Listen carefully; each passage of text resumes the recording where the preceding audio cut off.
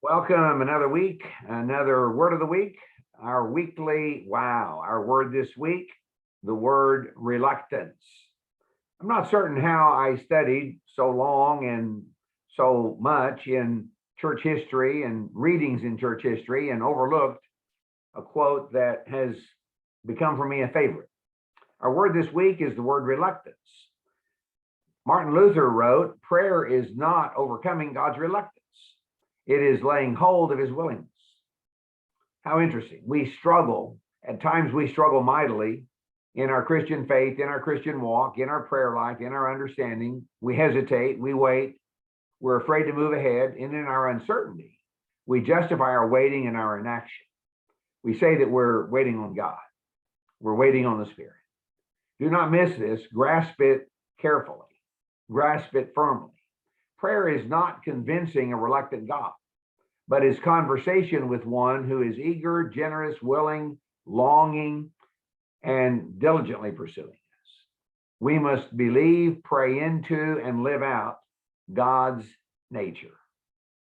We do not pray to convince God. That's my point. God is not reluctant. We share our hurts, our hopes, our hearts. We struggle, we weep, but God does not need convincing. He has already been in the middle of whatever we're praying about. He's ahead of us.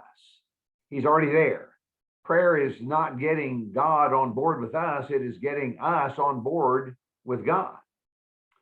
So prayer, one could say, is catching up with where God already is, the God who is eagerly, generously, willingly running ahead of us, anticipating our needs, clearing the way. Prayer then becomes a tuning of my heart to live into God's longing for me, his longing for others and for the world. And prayer is my hope that I can grasp and understand God's intense, unswerving pursuit of human beings. May our prayers never be centered on self, on our blessings, our needs, our desires, what we've received. May our prayers be self-denying, self-abnegating.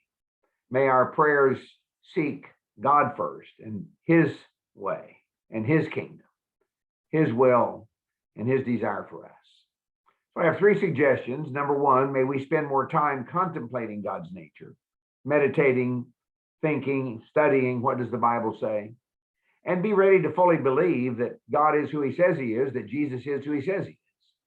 A second suggestion, that we learn to pray into God's nature, confident that God is God.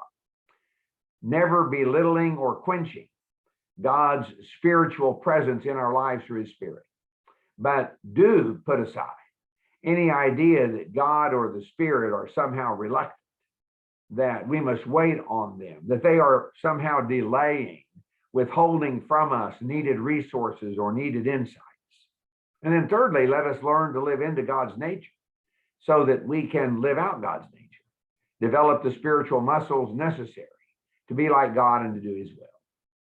I close with a few verses from Romans chapter 8, selected verses.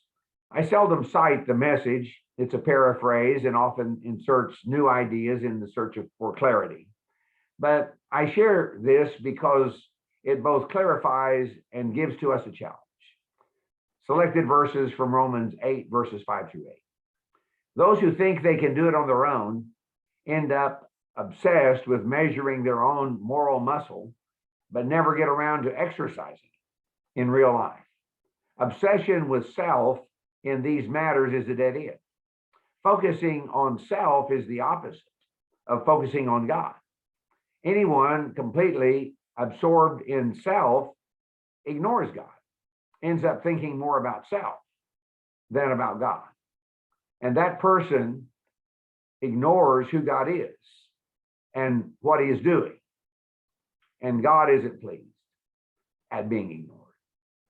May God bless us as we seek to bring into our lives the reality of God's great willingness, his eagerness, his generosity, how much he longs for us, remembering our quote from Martin Luther: prayer is not overcoming God's reluctance. It is laying hold of his willingness. Evidence that God loves us.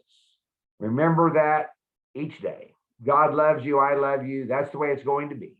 May we go forth praying diligently, frequently, without ceasing, that God might show us the way to which we must go and by which we will glorify his name as we share the good news with everyone about us.